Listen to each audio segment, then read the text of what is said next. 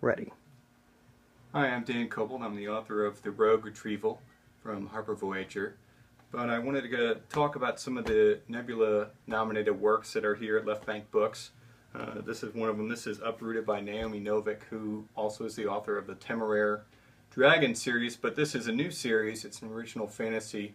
And it's basically about a young girl who lives in this village that's near a very shadowy, evil woods, and her village is protected by this wizard who calls himself the dragon, but he's not a real dragon, he's a person.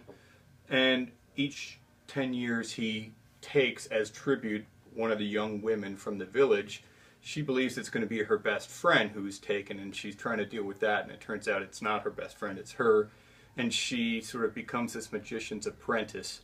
And it's a lovely book. It's has themes about friendship and just real good, clean, good versus evil type of story. That's by Naomi Novik.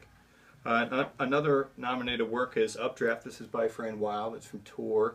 And this is a really cool world. Basically, everyone lives in these towers high up in the sky. You can't see the ground. The towers are made of bone, and this female protagonist is hoping to pass her sort of flying test because they fly with these wing apparatuses, and all she wants to do is pass the test, and then she can become a traitor like her mom.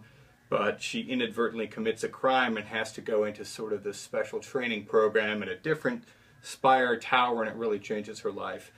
Just a really interesting world and a nice book to read. The third book I want to talk about, this is The Grace of Kings. This is by Ken Liu, who's pretty well known in the short fiction circle, a very prolific writer. And his book is an epic fantasy. It's pretty big. This is even the paperback. It's a thick work.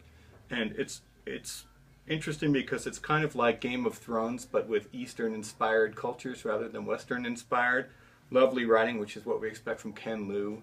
And basically the setup is about these two friends who help overthrow the current emperor, who's kind of a tyrant.